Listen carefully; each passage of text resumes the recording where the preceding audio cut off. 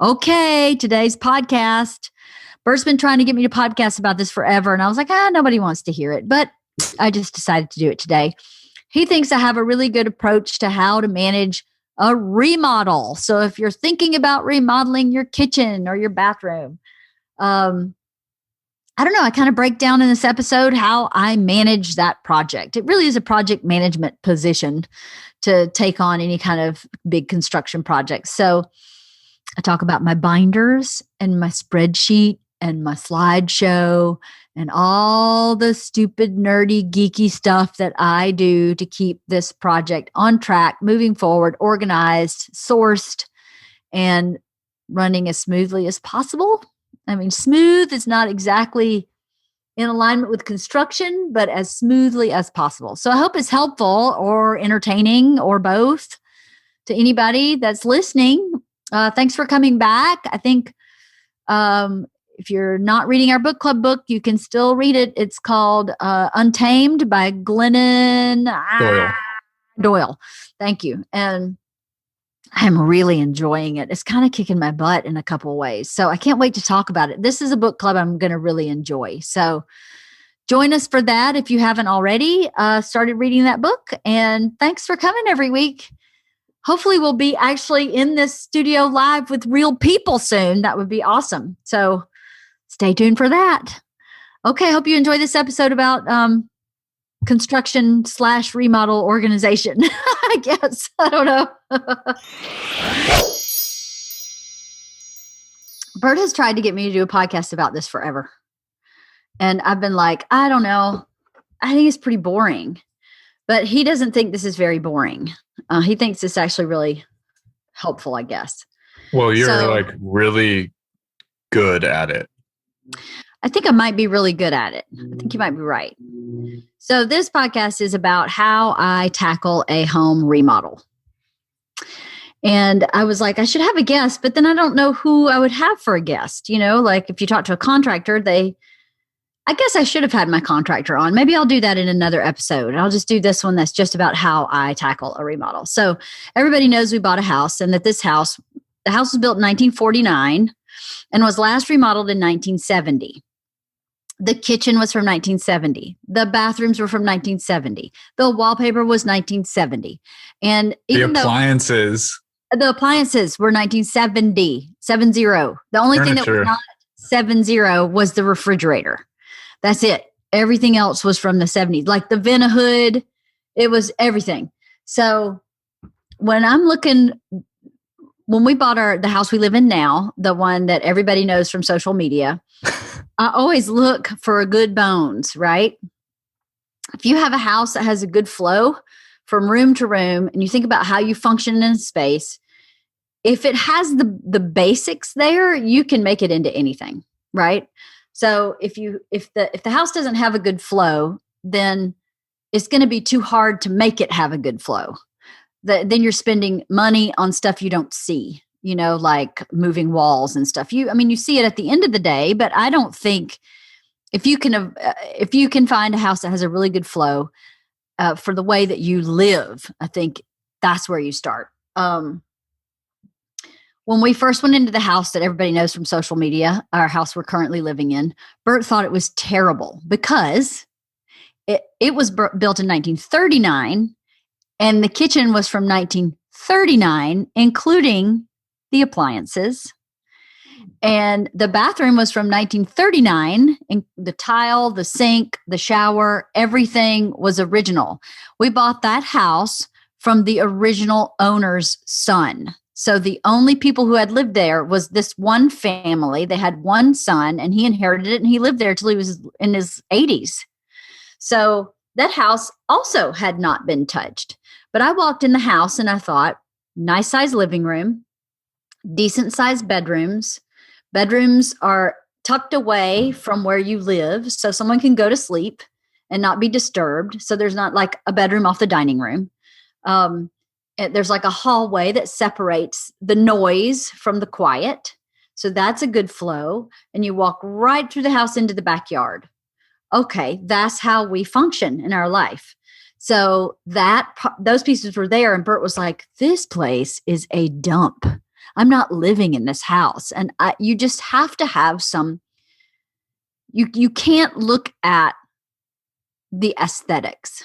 You can't look at the tile or any of that. If you're looking to remodel a house, if you're looking to buy a house that's meant to just move into like a ready to go house, then obviously you look at everything. But if you're looking to buy a house that you can remodel, you don't look at anything aesthetically. You look at, are the walls in the right place?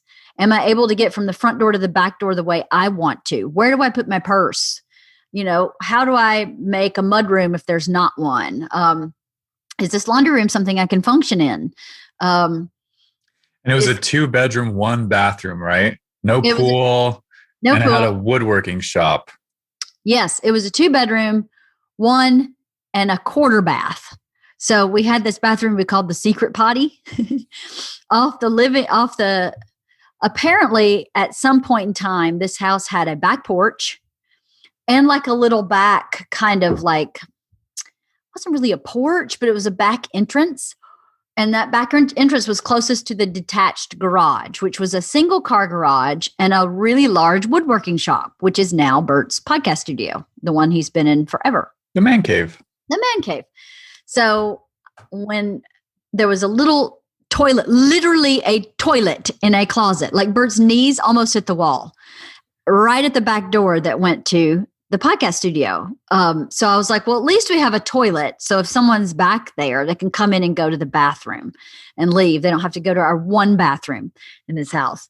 We lived there for a long time before we remodeled it, but we did redo the man cave right away. That everybody, I'm sure most people know, the TV show Man Caves did the man cave for Bert as a trade when he was on Bert the Conqueror. So we got this amazing man cave that turned into this podcast studio. That was a gift. That was another space for us to live in. That was another part of this house, as I thought, okay, before I even knew Man Caves was going to give us that, I thought, that space, that woodworking shop is another room. Oh, so yeah. Whatever we make that room, a man cave, a playroom for our kids, a pool room, hangout, game room, whatever we do with that room, that's an extra room. So that was part of my bones, looking at the bones and figuring out at some point, a lot of this doesn't need to change. It just needs to be updated and remodeled. And we just needed one more bedroom. So we ended up just adding one more bed. We only added 400 square feet and then reconfigured we moved the kitchen to the other side of the house. And we have been really comfortable in that house until our children became adult-sized humans. And we got not one, but 2 bull mastiffs who are the size of adults. And now we're falling all over each other. It's an 1,800 square foot house, which is, in some parts of the world, really huge. In LA, it's kind of a medium, smallish house. But I know I grew up in a 3,000 square foot log cabin, on 20 acres. So for me, it's a really small house. My 3-bedroom apartment here is like 1,300 square feet, maybe 1,200 square feet, I think, which is huge for LA. It was built in the 60s. Right. But man, adding that 400 square feet to your house just really made all the difference. It did. It changed everything. It was really great. And for those of you who weren't listening during that time, I don't even think I had a podcast at that time. I didn't. No, definitely not. No, this was before Wife of the Party. We were living in the house while we were remodeling it. So our house is configured where you walk in the front door and you're in the living room. And then shortly after, you can take a right into a hallway that has the 2 bedrooms and 1 bath. So we decided we'd just close that up. One of the bedrooms was going to be taken, part of it was going to be taken for the kitchen. So we moved the girls into the bedroom and the living room became our bedroom / living / kitchen. So we just closed off the back of the house, got a refrigerator and storage for food. And I turned my front porch into my kitchen, an outdoor kitchen. And the remodel took about 5 months. And it came in on time. It was 1 week over our time limit, and I was on budget. And so I thought, I must be really good at this because that doesn't really happen. People don't come in on budget. Now, the current project is not, I'm not going to be quite so lucky. There was a lot more curveballs and the pandemic, and the cost of goods during the pandemic has been something that no one could have predicted. And the slowness of this pace, no one could have predicted either because of the pandemic. But when we did that first house, I just thought to myself, what was the key to success in this remodel? And I think it was a couple things. One was perspective, to understand that this is going to be inconvenient, aggravating, not easy. It's going to require a lot of patience and problem solving, and a lot of acceptance that some things you want, you may not be able to have. And if you approach it with the right perspective, I think that you are less apt to be miserable. Most people are like, it's the most miserable time of my life was when we were remodeling our house. We had a blast. We felt like we were on a perpetual camping trip, but we had the right mindset. We really did approach it going, at the end of the day, we're going to be really happy, and problems come with the territory. That's just the nature of the biz. The other part of it was preparation. So the two keys were perspective and preparation. So for me, preparation happens like this.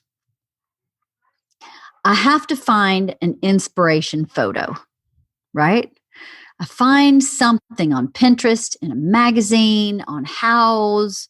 I just search for images, French country or mid-century modern, whatever it is I want my house to be, I find a picture. And that picture guides me through the whole remodel. So when we remodeled the house we're currently living in, I found this, I wish I had it. I found this beautiful picture of a kitchen. It had dark cabinets, it had a farmhouse table in the middle. And I just loved that tone and feeling and color scheme and materials and, reclaimed wood and dark wood cabinets. And I just loved the whole package. So I kept that picture with me. And when I was shopping for everything, I thought it's got to fit the feeling of that picture. If it fits with the feeling of that picture, then I'm on the right track. So with our current house, I have an inspiration picture. I'll show it to you. This is it. Now, my house looks nothing like this. You hold it up just a little, like. But what's that? I can't see what it looks like. Okay, there we go. So that's my inspiration picture. And for those of you who are listening, it is a white farmhouse with black windows and natural, like walnut color wood doors with some rock around the footing of the house. And it has a little bit of a metal roof and a shingle roof. So a combination of the two. It has the light fixtures that are kind of on a gooseneck. And it just looks like a farmhouse, but it looks a little more refined and very specific in that it's white with black windows and natural wood. So, and I love the stonework. So then when I go to shop for anything for this house, I make sure that it fits with this inspiration picture. When my contractor came and was like, what are you thinking for this house? I gave him this inspiration picture and said, this is the feeling I'm looking for. This is not exactly what we're going to do. We're not going to replicate this photo, but this is the feeling. So if you knew that you wanted some kind of really great mid-century modern house, you should find a picture of the exterior of the house that really knocks your socks off. And then that can be your basis for everything. I've used this inspiration picture for my kitchen designer, and I only hired a kitchen designer and a pool designer. Everything else I'm doing myself. So for those people, I just show them this picture and say, I need it to work with this idea. And it's such a shortcut. It's amazing what a shortcut that is, because then the pool designer doesn't try to sell me all this like modern looking stuff that doesn't go with this picture because it doesn't work tonally. So that's one of the things that I've found very, very helpful in this process. And then if I'm ever like shopping for something that goes in the house, I always think about this picture. Does it fit? Does it work? And it's just really helpful. So that's one of the things I do. Another thing I do is when I first start, once I've found my inspiration picture, I start going on Pinterest and on House and on lots of places online and just looking for pictures of whatever I'm inspired to look for at that moment. It may be my master bathroom. It may be my kitchen. It may be my backyard. It may be my front door. It may be the pantry, whatever. I just start looking. It really, research takes so much longer than actually purchasing or finding even what you need. Like if you can research and figure out what you want your master bath to look like, find an inspiration photo for that, then you can say, well, I like everything in this photo except the mirrors. So let me just see if I can figure out these pieces of this except for the mirror. Like we found an inspiration photo. I wish I had it. I do have it somewhere for our master bathroom. I showed it to Bert. It's also, by the way, a shortcut for your spouse. So Bert is a non-imagination person. Like he can't, as creative as he is, I can't say, I'm thinking this room will be blue, and he can't see it. Like I'm thinking the kitchen island will go here. He cannot see it. He has to see like a picture, or I have to block it off with like stakes and rope or something. He has to see the actual thing. He can't visualize it. So if I find an inspiration picture, I'll say, I'm thinking about this for our house. And he'll go, yes. And then I go, got it. Now we're on the same page. I did the same thing for our master bathroom. I did the same thing for our kitchen. I found an inspiration photo and showed it to Bert. And he was like, I'm on board or I'm not. And then I could find another inspiration photo if he wasn't. And then I made sure we were on the same page generally. And then as you start picking finishes and stuff, I would show him what I thought I liked and then let him kind of guide me based on what I liked. It's too hard, I find, to shop for things together. I think you need to have one person who is kind of in charge of finding and making decisions, but consulting the other person along the way. So, for instance, I found this inspiration photo for our master bathroom. And I showed it to Bert and he was like, I love it. So I shopped for floor tiles. I couldn't find any I liked forever. And finally, I found 2 different ones I liked equally, and I showed them to him, and he picked the one he liked. Fine. I was not attached to one over the other. Fine. Now he feels like he's been part of the decision, and I've done all the work to make sure I'm happy also. So I'm not presenting something with him that I don't want, just what I do, and then letting him choose. This makes sense? So after I start getting all these digital kind of images from Pinterest or wherever, I start putting them in binders. I am the queen of binders. So I have a outdoor binder. So this is all my inspiration for everything outdoors. It's pictures. It's tears from magazines. I like these little pockets. These folders with pockets so you can tear something out of a magazine. Anything I find that I like, I know you can't really see that one, I pull out and put in my binder. And these are not things necessarily in the beginning that I'm going to buy. They're just things I really like. So when it comes time for me to start buying, I have them all in one place. As easy as it is to put things in Pinterest, sometimes I find things in a magazine and then I have to take a picture and then I have to upload it and then it doesn't go in my Pinterest and now it's in 2 different places. I like everything in one place. So I put it in a binder and I separate the binder by what's important to me. Like this outdoor binder has front yard, backyard, outdoor patio, chickens, fences, gates for the entryway. I have one for bathrooms only. This is my bathroom binder. So I have George's bathroom, Isla's bathroom, guest bathroom, master bathroom. Everything is in here. Oh, here's my inspiration photo. Our master bath is not this big. This is pretty big, but this was my inspiration. I was like, I love the dark blue. I love the shiplap. I love these. I love everything about this picture tonally. Bert, do you like this? And he was like, love it.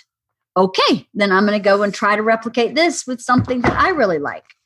And then as I start purchasing items, like we have a freestanding tub, I will print out the specification sheet for that item and put it in that section of my binder. So now when my plumber shows up and says, do you have the specs for the binder for the tub? I do. It's right here. Because when I've purchased it and printed my receipt, which is also in my binder, this is not for that. This is for floor tile. So floor tile for my master bath receipt is in my binder. And this is for my faucet in my binder under that tab. So now, what if you get robbed? We got robbed. Everything we got was wiped out in our garage. I went to my binder and went, where did I order this and this and this that was just stolen? Oh, I have it right here in my binder. I'll just go ahead and reorder it and file an insurance claim, and reorder it. So it makes it easier. And now years later, we have, it's been 5 years now since we've remodeled our other house. I love my wall color in my master bedroom. I want the same wall color. I don't remember what that wall color is, but guess where it is? In my binder. So all I have to do is pull my binder out from that, and it's got my wall color. It's got my flooring. I take pictures of samples. This is a countertop sample. I take pictures of that and put it in my binder. And I have a binder for the main house, the bathrooms. I have a binder for the ADU here. And I have this binder, which is a really important binder. This is kind of a general information binder. It has my permits. It has my contractor's contract. It has my termite treatment contract. It has any kind of big contracts and anything that's like whole property inclusive, like I had to have a survey done. Well, that's not really part of the design element, but it is something I need to keep.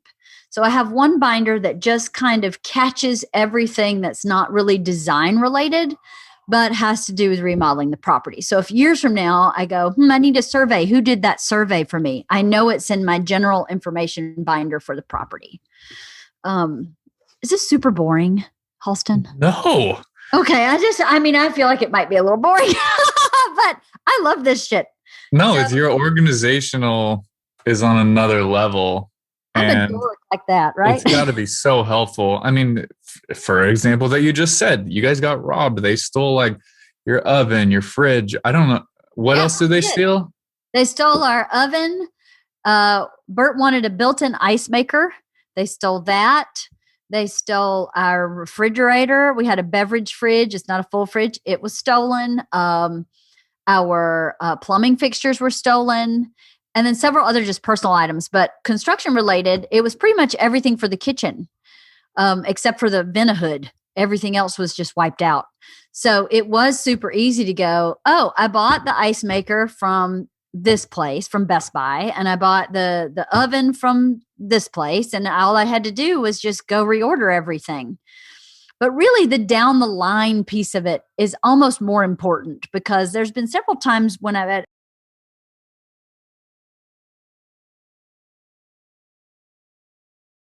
at the other house, there's been several times where I've been like, wait, where did I buy this appliance that's not working now? Where's my warranty? I also stick my warranties in these binders for everything, all my owner's manuals. I have one of those like see-through plastic folders that has the lid that I put all my owner's manual for all my appliances in there. And then when you're done with your remodel, you can find a spot in your house somewhere to just stick all these binders.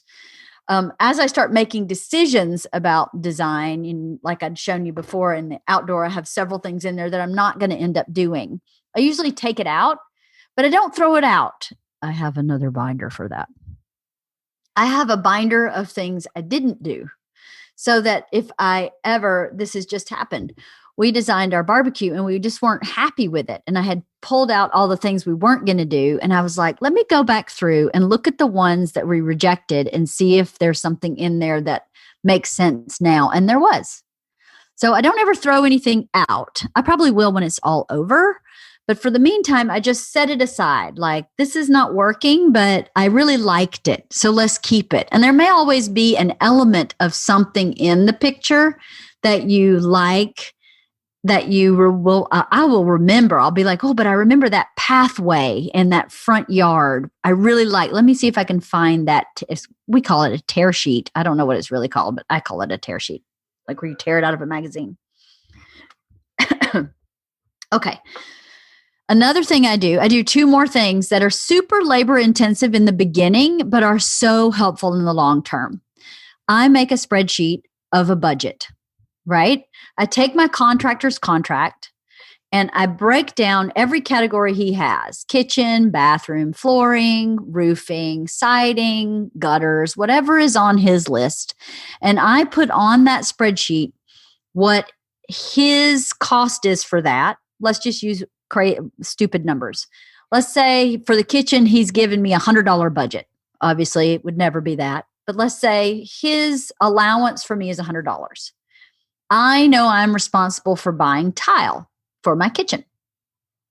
So he's set aside $20 for tile for my kitchen. So, okay. So I know that I have $20 for tile. So I break that out in my budget. This is what he's giving me for tile. Now I find tile that's $30. So I'm going to write that in my budget, and that helps me see how much over budget I'm going.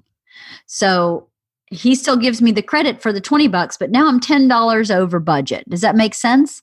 So having a budget that you plug your numbers into as you purchase things helps to keep you on track. So if you find, this is what I do also, if I find that there is, like in the house we're currently living in, I wanted this specific flooring in the bathroom and it was really expensive. And I knew that was going to eat up a lot of my budget. Remember, I came in 2% over budget on that house. So I did really good with sticking to my budget on that house. And I thought, well, if I'm going to spend a lot of money on that tile for that bathroom, where can I save money that I feel okay? So I decided to save money by doing that bathroom in just a simple subway tile on the walls, and to put shiplap on the walls, which is really inexpensive, but is timeless. And if there's a million different ways you can lay out tile. You can lay it out vertically, horizontally, lined up, 50% offset, 30% offset, and chevron. There's just so many different ways you can be creative with a simple tile that I thought, I'm going to spend my money on my floor, save my money on my shower tile. And so I was able to balance my budget that way. I think when you're designing a house, you have to figure out what your must-haves are. So when we redid the house we currently live in, the man cave had mahogany doors, and we wanted to mirror those doors in our backyard. We were like, well, it doesn't make sense to buy like a cheap door when we're walking out to this beautiful mahogany door that, man caves gave us. So that was somewhere I felt it was important to spend money. But I did not in that house feel it was important to spend money on my kitchen tile. I just wasn't attached to it. I just thought, I'm cool with a simple subway, and I'm cool with that. And there's so many tiles. I mean, a subway tile is like $1.20 each. They're really cheap. But if you design it right, they can look amazing, and they never go out of style. And there's a million colors. You don't have to just have white. You can have blue or yellow or pink or green or whatever you want. So thinking creatively with your budget and figuring out before you start, what's your deal breaker? I have to have a clawfoot tub. Have to. Okay, well, have the clawfoot tub. Then you may have to sacrifice somewhere else a little bit to stay in your budget. Now, if you don't worry about a budget, you don't worry about it. But you need to, I think it's really smart to set a budget so that you're not overwhelmed and you're not at the end of the day going, oh my God, I thought this was going to be 20 grand and now it's 50. That means you set a very unrealistic budget. So getting your contractor's contract and breaking it down for yourself in a spreadsheet, and then doing some real shopping and seeing, okay, if he's giving me $20 for my kitchen, what can I really get for $20 for my kitchen? And seeing if that's something you're willing to do. If it's not, then you either need to have a conversation with your contractor about increasing his budget, or you need to have a conversation with yourself about what you can realistically afford in your budget. So, what exactly does a contractor do? Oh, good question. Contractors do a lot of stuff. First of all, they have knowledge about building codes, building and safety codes that I don't know. And I've done quite a bit of remodeling, but there's no way I could keep up with all these codes as just a regular homeowner. So they are supposed to know how to build your house to code, to safety and building codes. And depending on the contractor, I think there are different levels of service that they provide. So my contractor, ahead of time, we sit down and he says, do you buy the tile or do I? Do you buy the windows or do I? Do you buy the doors or do I? Now he'll provide me the information for what I need to buy, but I buy the things, right? So different contractors will do different things. I think some of them will buy everything for you, your tile, your flooring, your windows. But I didn't do that because if I pay for it, I avoid paying the 20% contractor markup, right? If a contractor buys it for you, he adds 20%. That's his contractor's fee. So if you're someone who's resourceful and says, no, I have no problem. Give me the measurements for the windows and I'll go buy them. I recommend you do that because it keeps your budget lower. It keeps it 20% lower. So that would save you a lot of money. It's a lot of work and it is a headache for you. But if you're budget conscious, then you can do that and save yourself quite a bit of money.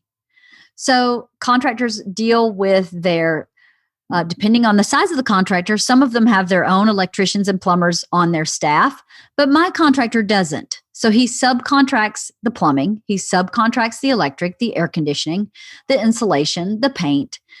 You can also, for most contractors, say, I have a great plumber, I'd like to use my plumber.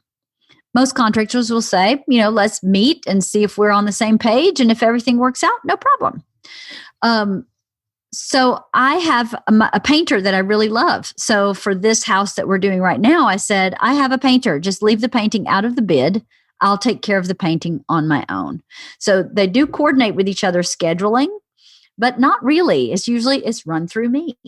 But again, this is a way for me to get the product that I want and save 20% on painting. But it is more of a hassle for me. So now I'm the middleman in scheduling. I'm the middleman. I'm the person who has to figure out all the things that he needs for paint as opposed to my contractor. Let's see, what else does a contractor do? He's kind of a project manager if he has a lot of subcontractors, just making sure that everything is facilitated with your design. So if you here's another place where money well spent.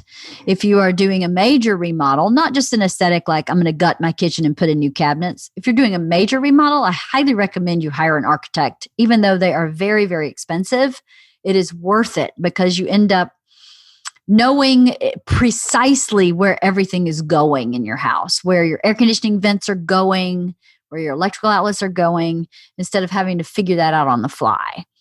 That can be very stressful. So as expensive as hiring an architect can be, I think it is worth the money.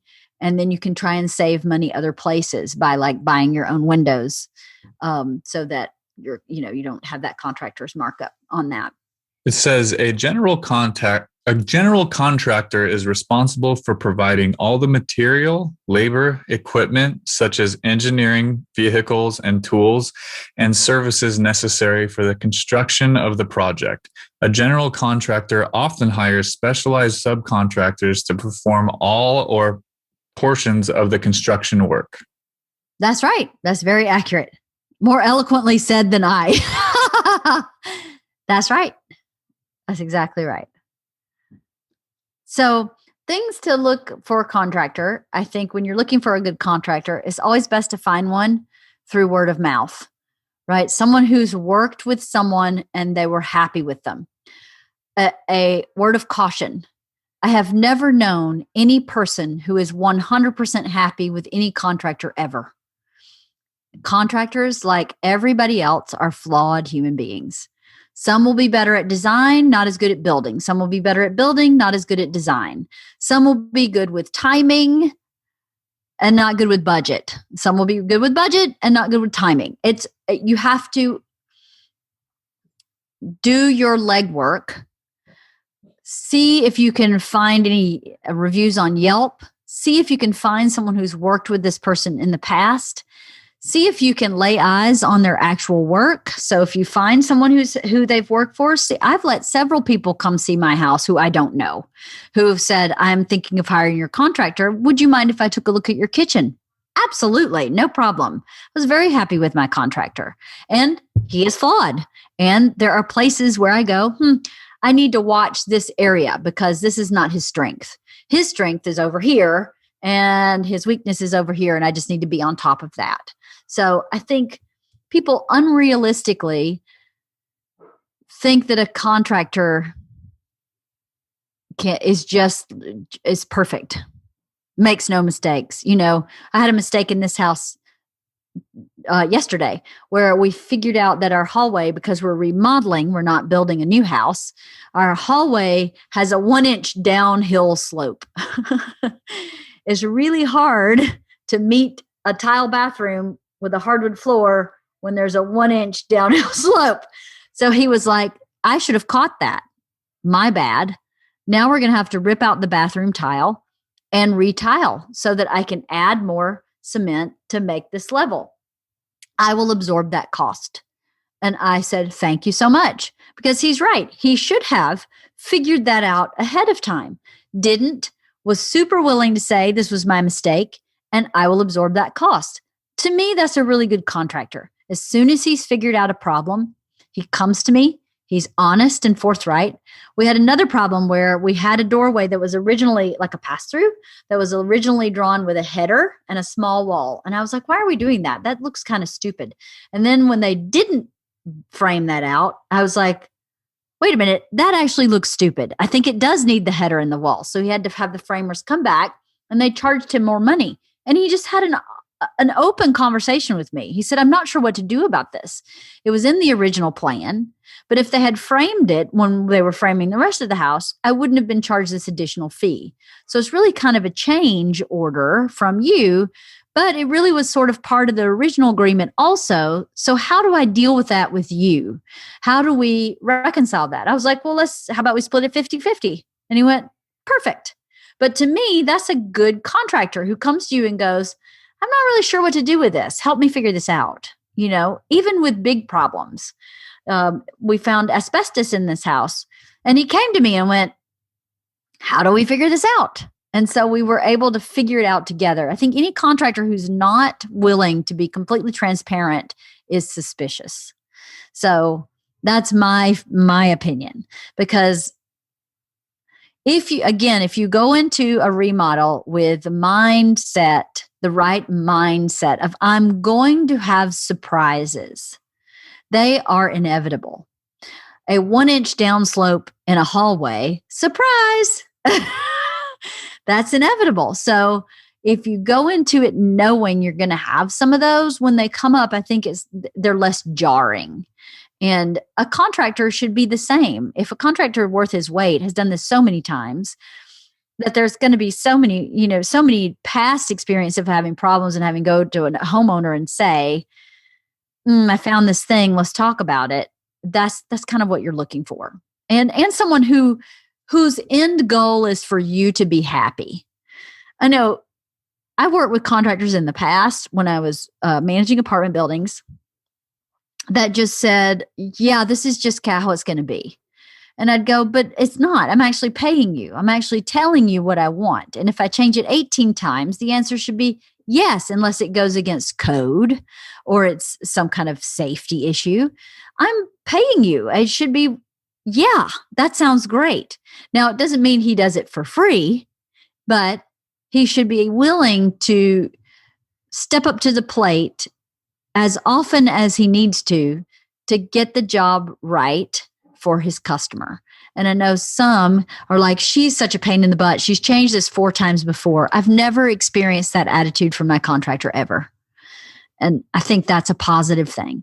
It seems like a bad contractor will make your life a living hell. I mean, I'm sure some of the people that complain about having the remodels just be the most miserable time. It might have to do with having a bad contractor, one that doesn't go with the flow, one that upcharges you, one that is nasty even, and one that just doesn't do what you need them to do. Like it's your house, it's your remodel.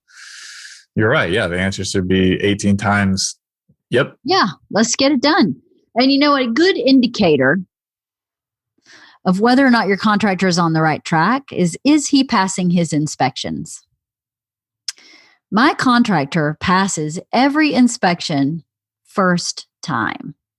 I think there's been one time we've done 2 major projects, actually 3 major projects together. And I think there's one time he didn't pass inspection and had to do some minor thing to be able to pass. And that is it. So that to me says he is building to code, and code is about safety. So that's a good indicator that you have a good builder, right? Maybe, I don't know, good contractor. That's an all-encompassing statement, but he's building it properly. Him and his team, yeah. Yes, it's being built well. And when you have something that's well built, it's easier to fix problems. When you have something that's not well built, it's really hard to go back and fix that. If you don't have a level, my floor is not level because it was built in 1949, and things shift and earthquakes happen, and nothing was retrofitted in 1949. So it's not super shocking in California that things aren't level. But from this point forward, what he's building from now forward should be in really good shape, because I think he's a really good builder. Okay, here's another thing that I do that's really helpful. Can I share my screen? This is a new addition to what I have been doing. So I made a PowerPoint that is shared with my contractor. So in this PowerPoint, I know this seems like a lot of work because I've already done the binders, but the binder is really about creative brainstorming and keeping up with receipts and that kind of stuff. This is more about facilitating the boots on the ground work. So when my contractor talks to his subcontractors, he can get into this document on his phone. He doesn't have to carry anything around with him. He can open up, I use Keynote. You can use PowerPoint or anything that's a slideshow type application. He can open this up and go, here's her inspiration photo right here. She's thinking about doing something like this for pavers. So he can show whoever he's talking to what I'm thinking. I also have some inspiration pages in here too, just for me. But like, this is what I wanted our front porch to look like. This didn't exist. So he had to build this. So instead of me trying to verbally explain it, I put it in here. And now when the framers come, he can open this Keynote and go, this is what she wants. And there's no miscommunication or little. So let's just look at my upstairs powder room, right? Here's my upstairs powder room. So I print this out and tape it inside the room. So now I'm missing the sconces. I just bought the sconces, but I haven't put them on here. Now my wallpaper guy knows what wallpaper goes in. My contractor knows which vanity. My tile guy knows what the tile looks like. My contractor knows what my mirror looks like. My plumber knows what my faucet looks like. And they don't need me to find this stuff. They can look at the picture and go, oh, well, this one goes in the upstairs powder room. Oh, well, this is the tile for the upstairs powder room. So I've done that for all our bathrooms. So here's my downstairs powder room. Okay, here's my tile. Here's my light fixture, my mirror. So anybody who needs to know anything about anything has this printed out, taped inside the room. So once I get, like, for some of these rooms, I need a paint color. Okay, I'm going to put the paint color on here. Guess what? Now the painter knows what paint color is on there. Who may go to the store and buy 18 paint colors and not know which room they go in. Well, now he does, because I just print this out and he just does it like is on the piece of paper. It just keeps, I feel like it cuts down any kind of communication errors, right? To just print this out and stick it up. Like, here's George's closet. is different than Isla's closet. One of them wanted a container store. The other one wanted this, Georgia wanted this wood closet. So now when they're ready to install the closet, he knows this is the stuff that goes in Georgia's closet. And he doesn't have to go, which one gets the container store stuff? I don't remember. And again, this is a shared document with my contractor. So he can go in here anytime, day or night, and see what I need in that room. And he doesn't need me. Yes, it takes a little bit of work. Yes, it takes a little bit of preparation, but it saves confusion and mistake. So, and then if the mistake happens, it's not on me. Is this in this document? How much of a nerd am I now? This is amazing. I'm such a dork. But this, I flippin' love it. And like here, I thought this was a beautiful bathroom and I loved these beams and I was super inspired. So I just dumped it in here, even though I'm not going to use it. Here, this is the fire pit. I love this fire pit. It looks old and like it's been here forever. And I just put it in here because I can share this with my pool guy. I haven't updated the pool stuff yet. We just picked out our pool tile yesterday, but this is where I would put it on this page. So now I've shared it with my pool guy. I've shared it with my kitchen designer. So she and I can communicate. I'm communicating with everybody through a document that has real items in it. Does that make sense? So I'm going to stop sharing my screen now. If you're remodeling your kitchen and that's all you're doing, you probably don't need a document like that. Or you can just do it on a Word doc. But where there's several rooms and there's several moving parts, I think it's been really helpful. And it's been about creating accountability, right? So a contractor can't say, oh, I didn't know that tile went in that room.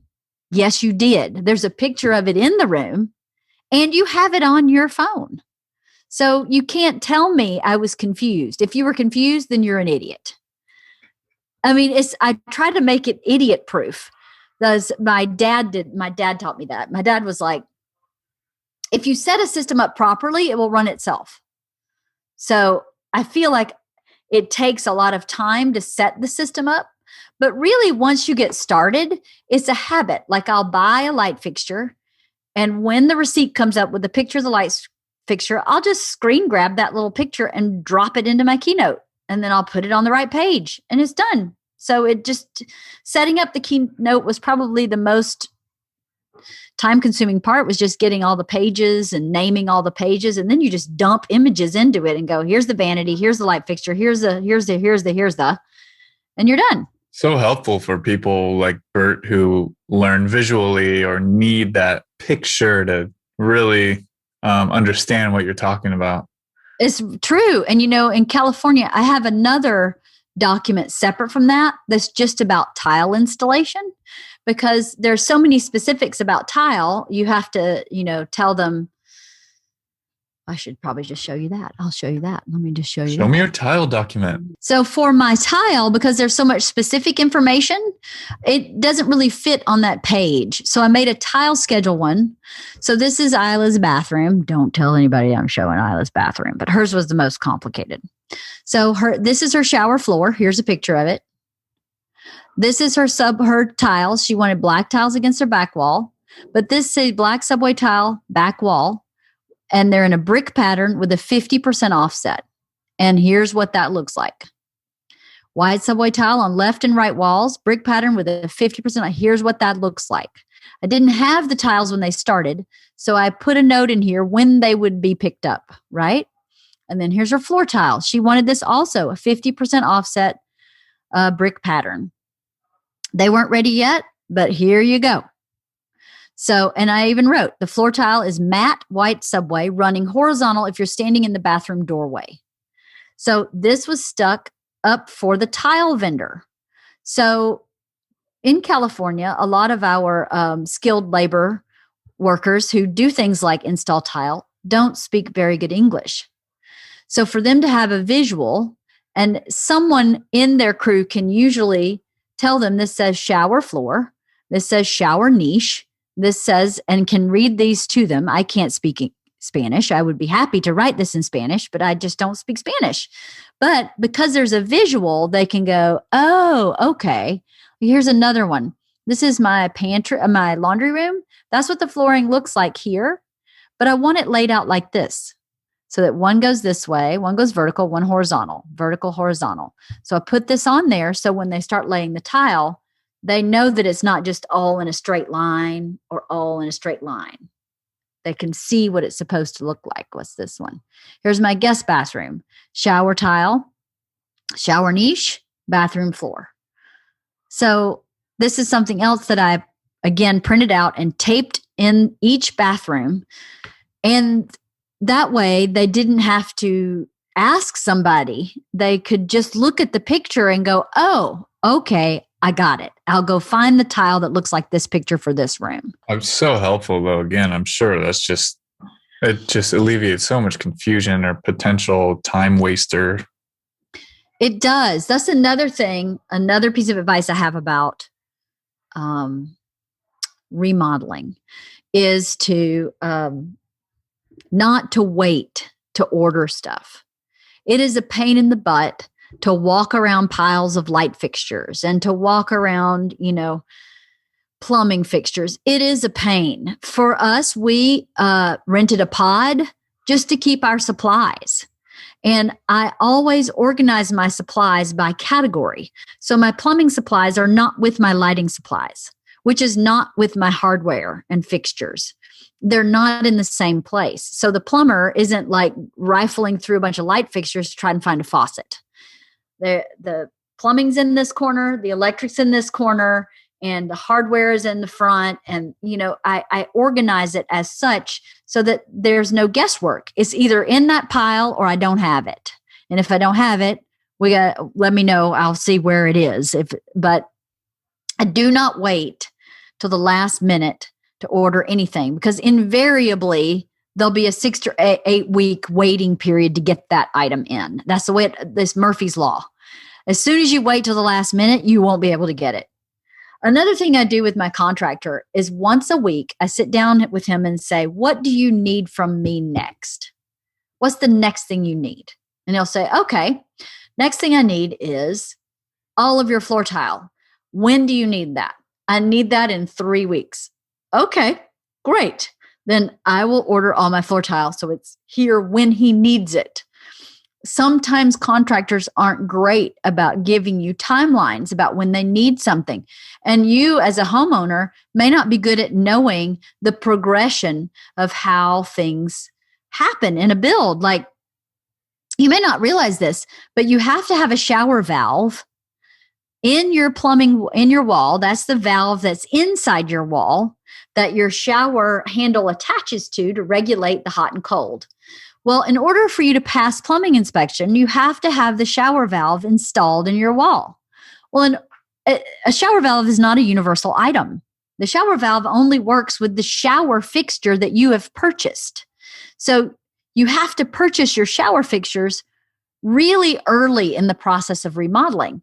Well, who purchases a shower fixture without knowing what your vanity, your flooring, you have to pretty much design the bathroom to be able to buy the shower head and get the shower valve. But if you don't know that, then your contractor is going to be like, yep, I need your shower valve next week. And you're like, hold on, I don't even know what color, like, am I going to do chrome or brushed nickel or bronze? I haven't even made those decisions yet. But unfortunately, you have to. So if your contractor doesn't offer up some kind of schedule of when he needs what, that is something you should ask for. Give me what you need first and then next, and tell me when you need it. Do you need it this week? Do you need it in 4 weeks?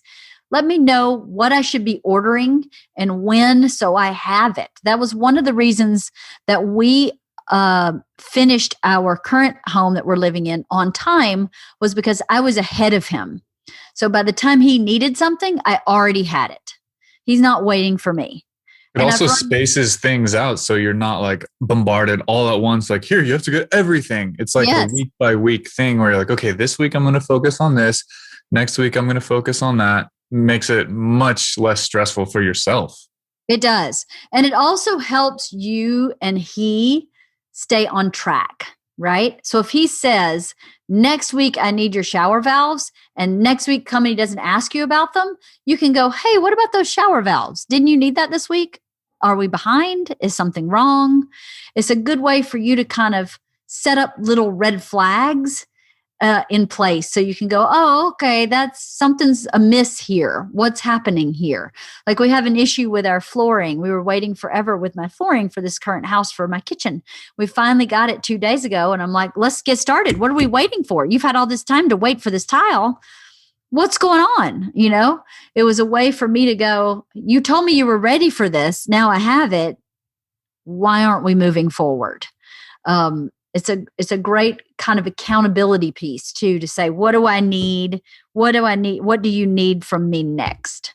And then to keep, I write all that down. I have one notebook, this little bitty notebook.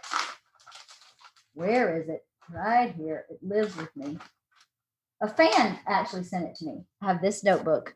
This is my remodel notebook.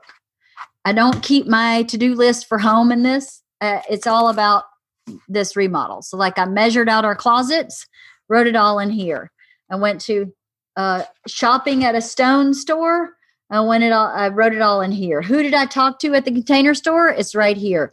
The DWP is coming on Monday, and here's all the information I need about the DWP. It's all in one place, and it's small enough that it fits in my purse, because you're constantly, or I am at least constantly doing something with this house. So I needed this notebook. And then if you're like, wait, what did they say about when the DWP was coming? Let me look that up, because I know where it is. It's in one notebook. It's not on a scrap of paper stuck to my rearview mirror. You know, it's all in one place. So I highly recommend that too. One dedicated notebook that you can just jot things down, because, you know, you'll be with a vendor talking to them about something and need to jot something down. And instead of it ending up in some random place, if you just always carry your notebook, you don't have to worry about where it is. What else? You had a back house too that you're making into the currently double podcast studio with a gym. So what was involved with the back house? What were the rules for that? What is it different from the main house? Ooh, you got a binder. Here's my binder. Same thing. It's my binder. I always find it helpful too if you print out drawings, so that if you're ever talking to somebody about tile, you can say, here's the floor plan. This is what I'm talking about. That was also very helpful. In this binder, I have all the color of all the paint, and it's the same as my other binders. See, I've got little folders with pockets. Anything I purchased, I put in the binder. It's exactly the same as I did for the other house. Yeah, it's no different. And this house this is a workspace, but it requires the same things. It requires flooring and lighting and wallpaper and all kind of good stuff. So it just goes in the binder. And same thing. I had inspiration photos, I have, this is a great one. This is my inspiration photo for the kitchen. So I found this, and I went to the only designer I hired was a kitchen designer. I went to her because this is going to be Something's Burning's kitchen.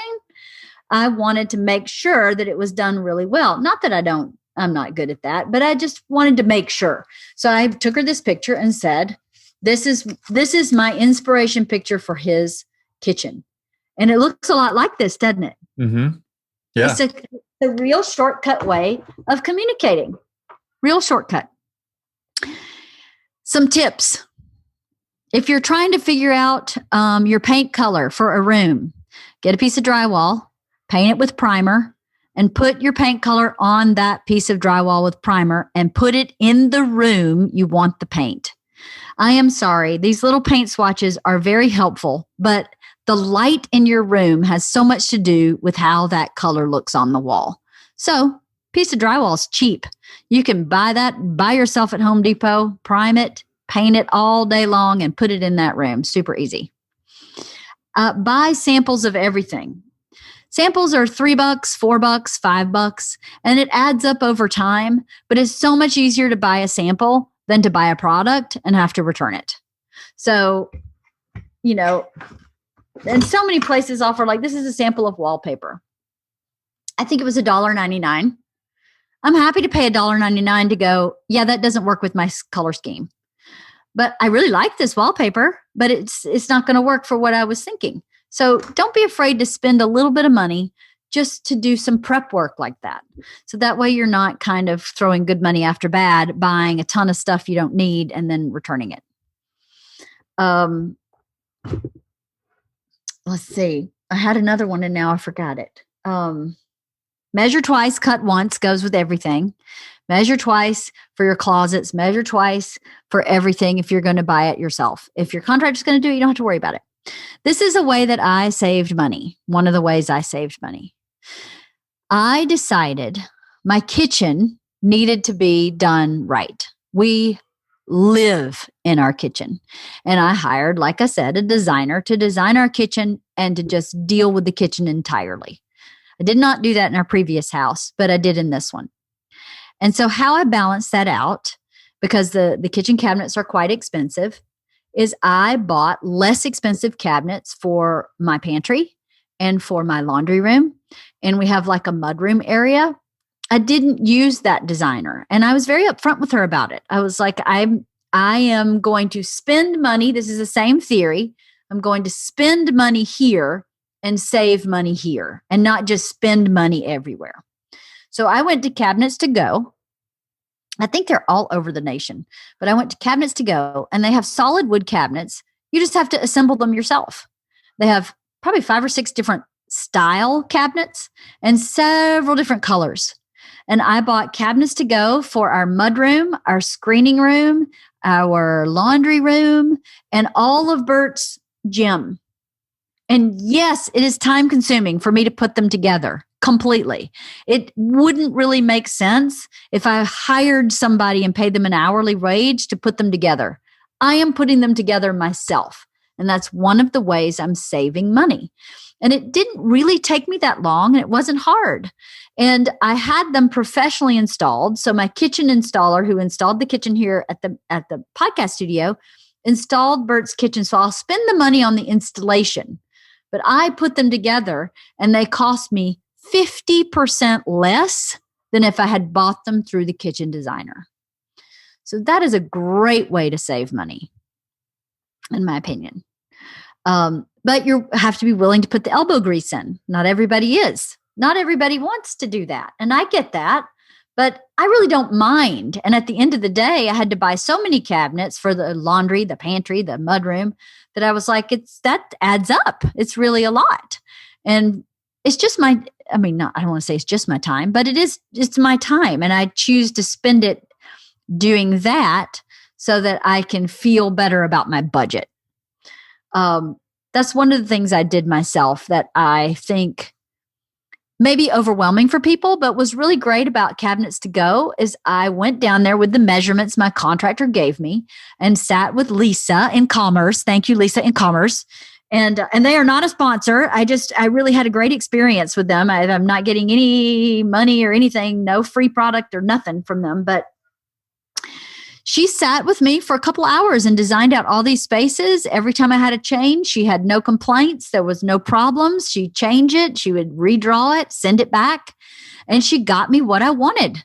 And it was a pleasure. And it really was not that hard because she's someone who, that's all she does all day long is design stuff with her cabinets. So she knows it way better than I do. I tried to do this by buying like prefab cabinets at Home Depot, but I'm not experienced in what if you have 28 inches, but you only have 26 inches of cabinets. Oh, I have no idea what to do. I have no idea. I'm lost.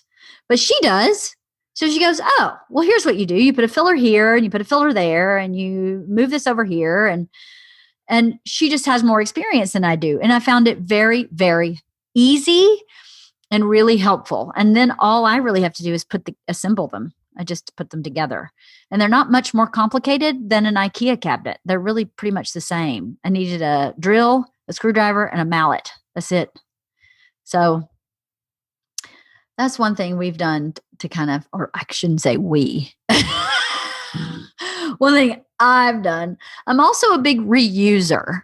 So like I said, this we're adding some bedrooms to this house because it was only a 3-bedroom house. Even though it had more living space, it was only 3 bedrooms. And I really wanted 4 because I wanted one for me, one for each of our girls, and one for my dad or any guest who come. I wanted a guest room. That's what I wanted.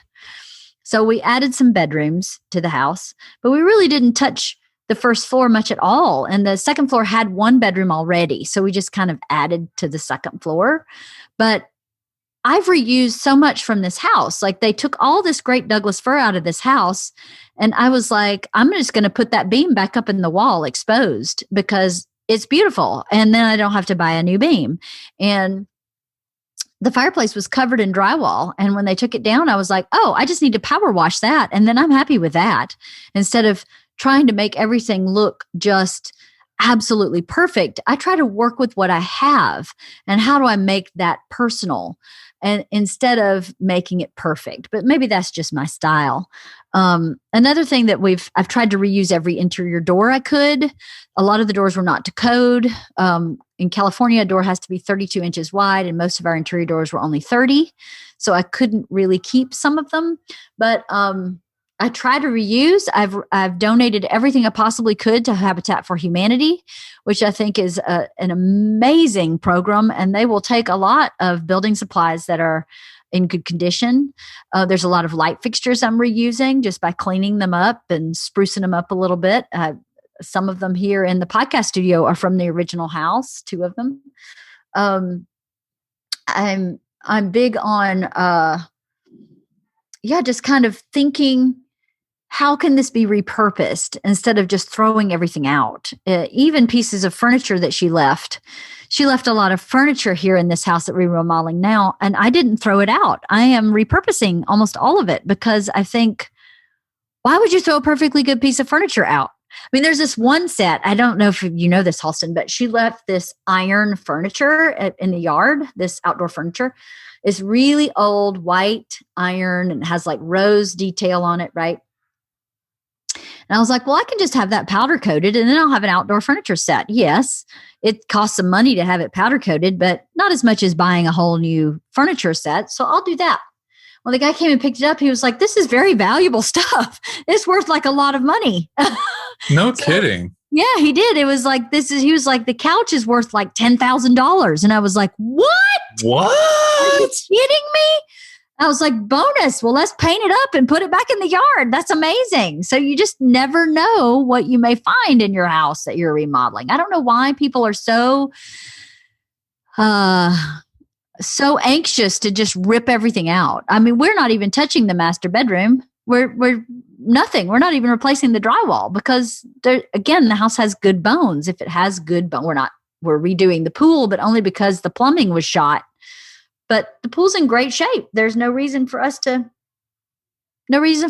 tear it out and start over. How is an iron couch worth $10,000? I don't know. It's some special designer that is the only people that made the kind with the roses on the front. That's how you identify it. Crazy. Wow. Right? Crazy. Wow.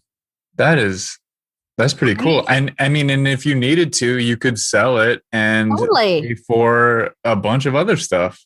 Several pieces of outdoor furniture. We totally could. But I don't know. Let me think if there's any other advice I can give about, the budget piece. I don't know. The budget piece is important to me. I don't know if it's important to everybody. To formulate a realistic budget and expect to go 20% over budget, but to shoot for your budget, right? If your budget is $100,000, you can expect and be prepared to pay $120,000, but then really try to hit that $100,000. To really try, because I was so proud of myself when I hit my budget. I was 2% over. I was so proud of myself. And I thought I could have easily gone, well, screw it. I mean, I gave myself a 20% buffer. I guess that is really important to know. It is very rare that a project comes on at budget. It usually is about 20% over. So you think, well, why don't we just set the budget at 20% over? I don't know. That's just kind of how they do it. it can be done for this amount, but invariably something comes up you're not expecting and it adds to the budget. So it's kind of for the unforeseen pieces that happens in every single project. Even if you're building something brand new, I think it still happens. So hey, maybe 10% of that budget is some outdoor furniture you found, and now we're going to go to Antiques Roadshow and make that money. Get that money. Yeah, anyway. What else? Anything else? Oh, I used to work for a contractor, and he said to me, spend money on things you touch. If you don't touch it, don't worry about it. Like, you don't touch a light fixture. You can find a light fixture that makes you happy that's not $1 million. There are so many light fixtures that are like $1,000, and I can find one that it's almost the same for $200. You don't ever touch your light fixture. So don't spend your money on that. Spend your money on what you touch. You touch your faucet. You don't want a rinky-dink, like falling apart faucet that you touch every day over and over again. And you touch the countertops on your kitchen. Spend money on the things that you touch, he always said. And I thought that was really good advice. As it's true. You don't touch your light fixture. I paid $20 for my outdoor light fixtures, $20 each. Because I thought, who's going to walk up there and touch that and know that it's plastic and not metal? Nobody. It looks great. You can't tell I'm looking at it right now. It looks amazing. It's a plastic light fixture on the side of my house that nobody's going to touch. So that was another good piece of advice. He also gave me the same kind of advice where you know where to spend your money. He was really good at design, but that man put subway tile in every bathroom in every house he did. And subway tile is so cheap. So he just made it look good by laying it out in different ways. Like our kitchen subway tile in our current house is laid vertically. And everybody comes in and goes, I love your kitchen tile. And I'm like, it's the cheapest tile you can buy. You like it because we did it up and down and not horizontal like you're used to seeing it. It makes it elevated. You just have to kind of think outside the box and see, how can I take this ordinary thing and make it something special? He was really good at that. Another thing you should always spend your money on is function, I think. Function also being something like insulation. This may sound really stupid to people who don't live in California, but in California, they don't really insulate walls. Not really. Especially if you buy a house that was built a long time ago, the only thing that's insulated is the attic. So everything is super inefficient. And when we were redoing this house, our master bedroom faces south, which is where the sun is all day, every day. And there's no insulation in the walls. And I was like, let's poke holes in that and blow it full. Because the function of this room is for us to be comfortable in it. And it's going to be hot as blue blazes if it doesn't have some kind of insulation. I mean, the air conditioning is just going to go right through the walls. So that is another thing I would say you should spend your money on, is something that increases the efficiency of your house and increases the functionability of your house. We have huge dogs. We wanted hardwood floors. That doesn't go together. Big dogs are drooly and slobbery. And when they drink water, it's not graceful. It's all over the place and it's gross. And we just had to go, you know what? The back part of our house has to be tile. We can put hardwood floors in our bedrooms and our hallways and our dining room, but our kitchen and our den just has to be tile, or the dogs will just destroy it. So I think that's something to think about when you approach design, is how do we live? You know, we went to Bert's parents' house for Thanksgiving. They'd built a brand new house that had a huge open concept, living room, dining room, kitchen, all in one room. And we came home and went, that is not how we function. It's beautiful. It's so beautiful, but that's not how we function. We liked a little separation in our life. Like, we like that our kitchen is separate, not closed off, but separated, and not one big open concept. And I think people think, oh, open concept sounds amazing, but think about how your family functions. For us, we have friends over a lot that have kids, and the kids separate off from the parents. And in an open concept, you can't really do that. You can't really have an adult conversation because the kids are basically in the same room with you. And then the kids get really loud and now you can't hear each other. So function should always go hand in hand with your design, with form. If you can't function in the space, then you won't use it. You won't use that space. And then you've wasted that money or time. If it weren't for Bert, I would not put a big giant bathtub in our bathroom. I don't ever take a bath. I don't have time for a bath. I just have a nice big shower. We have a nice, decent sized shower, but the shower is a lot smaller because he loves the bathtub. That's in there for function because he takes a bath a lot and I don't. So yeah, it's just something to think about. Other ways to save money, I think you can, thinking outside of the box, I think is the best way. Marble countertops are the best thing. They're actually not. They're the most expensive thing, but they stain, they patina like crazy. You can't put a wine glass on. Patina means age. They age and discolor. You have to seal them. It's not for me. I have a quartz countertop and I flippin' love it. And it's not that much less expensive, but again, the function of it is awesome. And where can you find places where you can kind of be creative and get what you need? Like light fixtures are for me is the number one place where you can figure out how to get the aesthetic you want without spending a lot of money. What else? Anything else? I can't think of anything else. Pretty comprehensive, right? Absolutely, yeah. I have a non-renovation question. How is your Invisalign going? I hate it. Why? Does it hurt? Here. Should I put it in? There it is. Bottoms. Top. I hate it because I talk so weird. I sound stupid with Invisalign. I don't like it. I don't like it because you know what? It makes me clench my teeth all day. All day I'm like this. I sleep clenching my teeth. Like I'm afraid I'm going to break one of my teeth because I'm clenching them so hard. I don't know why, but they're making the clenching problem worse. They're working. They're already moving my snaggle tooth. I see that they're working. They're easy. I can take them out, eat, brush my teeth, but I'm not enjoying them. Would you rather have braces? Yes, absolutely. I'd rather have braces. My husband would divorce me if at 50 I had braces, but I had rather have braces. Yeah, I had braces. Painful. Oh, you did? You had braces? Yeah. I had braces with rubber bands and all kinds of shit. Yes, and I like that much better. You didn't get a permanent retainer on bottom?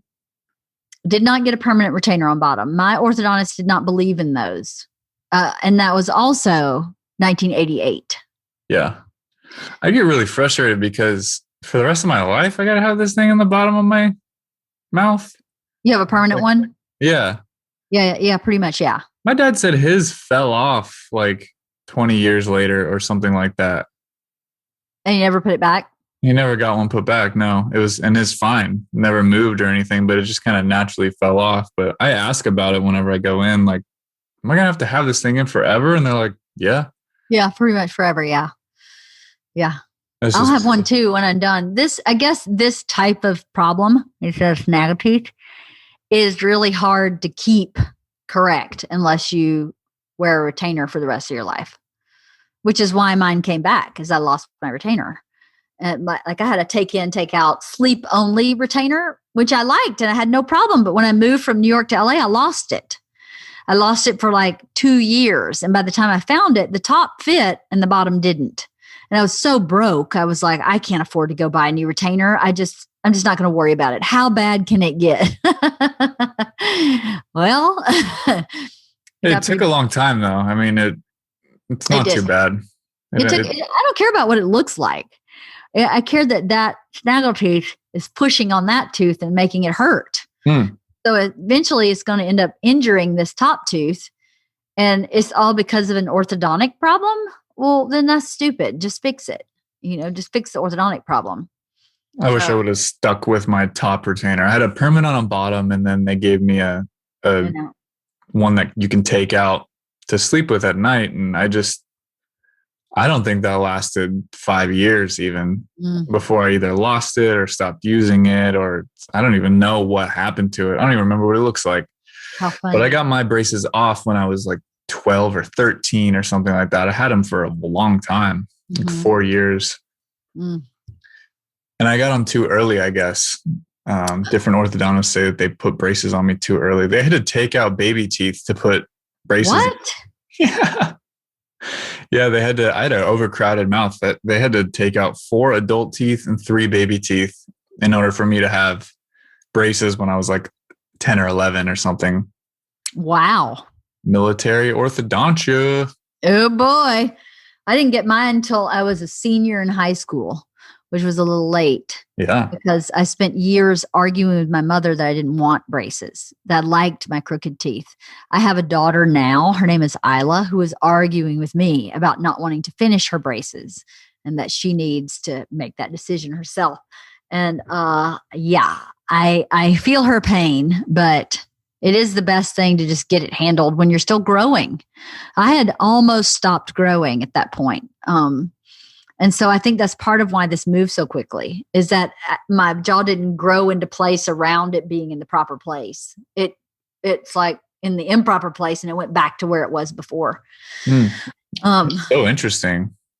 It is. I had my braces 4th grade, 5th grade, 6th grade, and 7th grade. And so by the time I hit 8th grade, which is when I moved to the final city we were going to be living in Oregon, I didn't have braces when I was the new kid. And so that was like pretty cool for me. So I got this new straight smile, and I'm from Hawaii. Like, I was awesome. I wore puka shells. That's great. That's really funny. I wore puka shells. I was great. And then I lost my retainer. It all fell apart from there.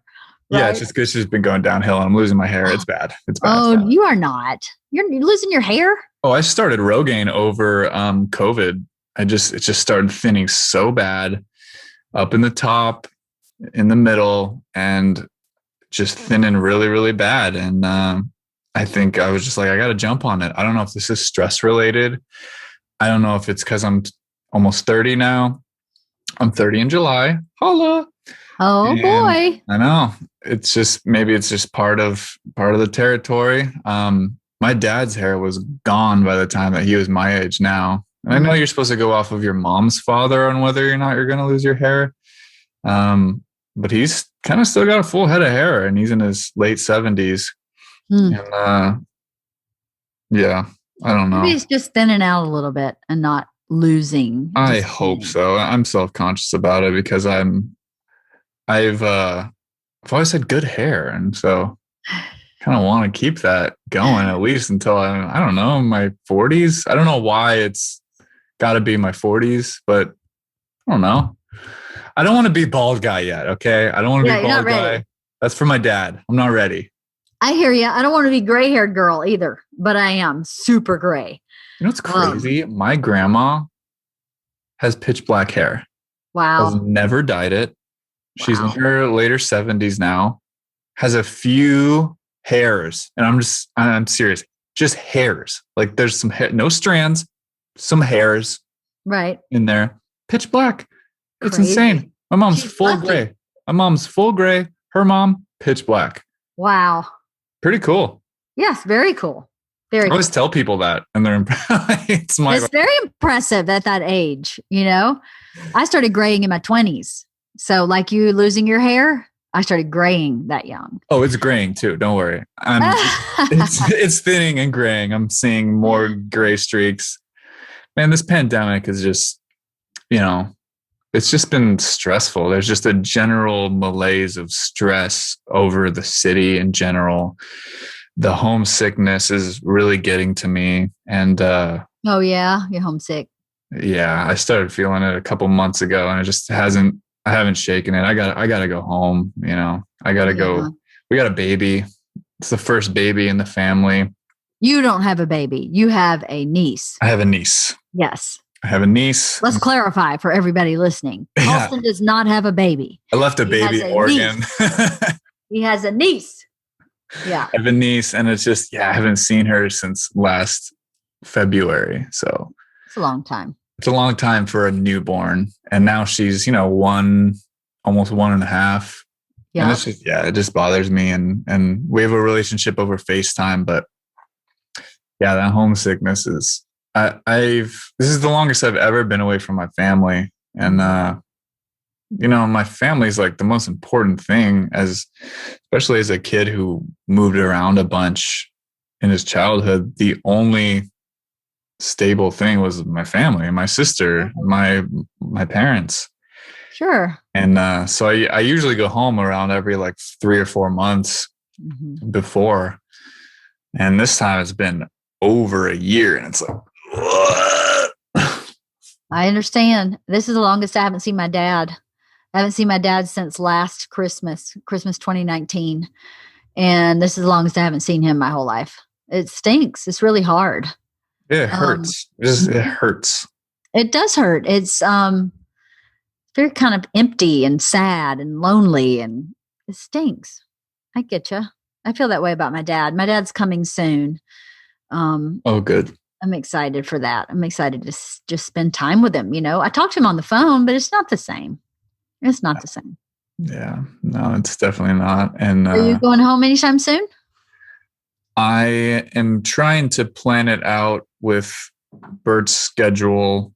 We can't really talk about that too much, but yes,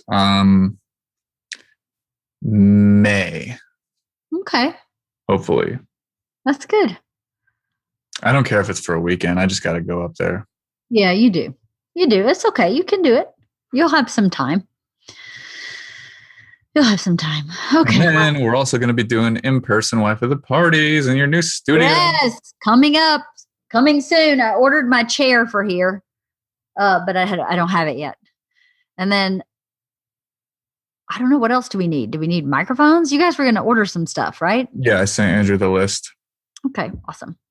So when it's all ready, I've gotten some requests for my Drinking with Friends podcast to come back.